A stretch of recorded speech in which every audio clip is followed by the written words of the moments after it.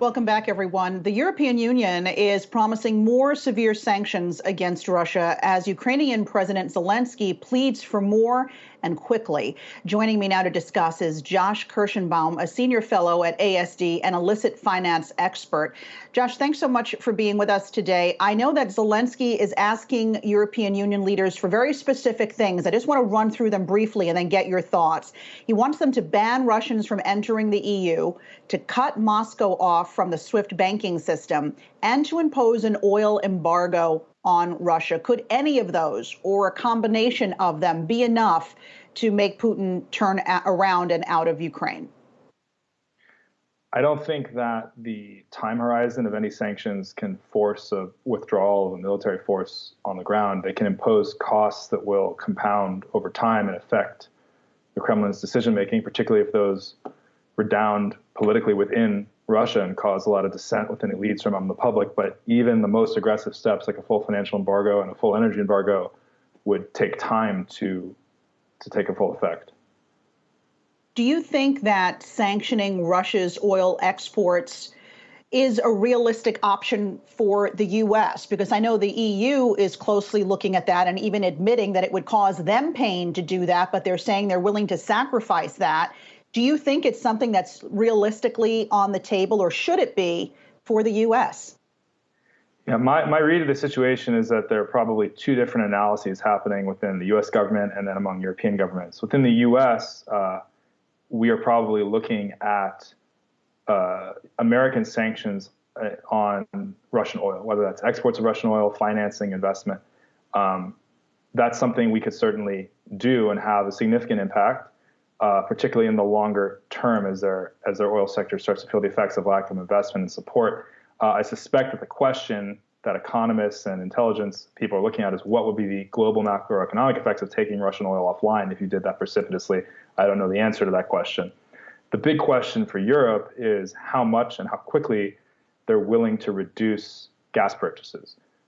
Russia has a lot of leverage over Europe there, and Europe has a lot of leverage over Russia. And to some extent, it's a game of who's willing to suffer more economic pain quickly. And the more that Europe, in particular Germany, but others, the more that they're willing to reduce or eliminate Russian gas purchases, and the quicker they're willing to do that, the more enhanced the effects of sanctions would be on Russia. Those are the real pain points, combined with a financial embargo. All the other stuff about designating senior officials in the government is mostly symbolic. The real leverage comes with oil and especially gas, as well as banking restrictions. You know, another sanction being bandied about is freezing Putin's assets, his personal assets, and those around him. The EU is looking at doing this, I believe the UK as well. What impact at the end of the day would that really have? And does it come too late? Have they now given Putin too much time to sort of circumvent any freezing of his assets? I doubt that designating Vladimir Putin's personal capacity, which it says the EU, the news headline to the EU is he has done that or is about to do that. I doubt that would have any major operational or economic effects or financial effects for him personally. You know, there are many ways around that. They're using cutouts, and anyway, at the end of the day, he doesn't need to access assets in Europe. I'm sure it's unpleasant if he does have them there. Sanctioning elites, wealthy Russian members of the government, business class, billionaires, that can absolutely have political effects, because as they lose access to things that they value and enjoy in Europe and the United States, they could become unhappy, and there could be some feedback. That's going to take time to really have a political effect. So none of these things, unfortunately, have an immediate political impact. They all have time lags. And again, the real leverage comes with gas purchases and a banking cutoff, where you have major macroeconomic effects that are going to be faster. I certainly think that politically, Russia has influence over Western members of the business or financial class to some extent because of the reliance on money from Russia. So longer term, if you disentangle Russian elites' money from London or New York or elsewhere, there is a political impact, but I would say that's secondary and longer term compared to banking restrictions on oil and gas. You know, Josh, in recent history, when you look back, when have sanctions worked the way we wanted them to? When were they successfully implemented, and what could we learn from that? I think if we look at at least the last 10 or 15 years, we've seen a lot of sanctions programs that have only had marginal effects on their target countries and a few sanctions programs that have had significant effects and probably affected decision-making.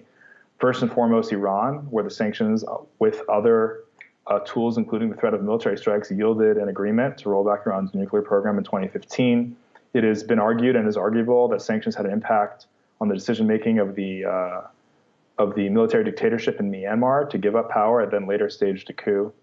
And I think that the examples show that they take time and they need to be very, very aggressive.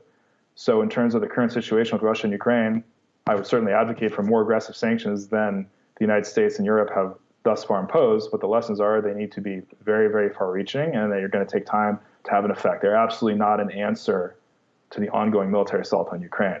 They're a tool that can add financial and economic pressure over time.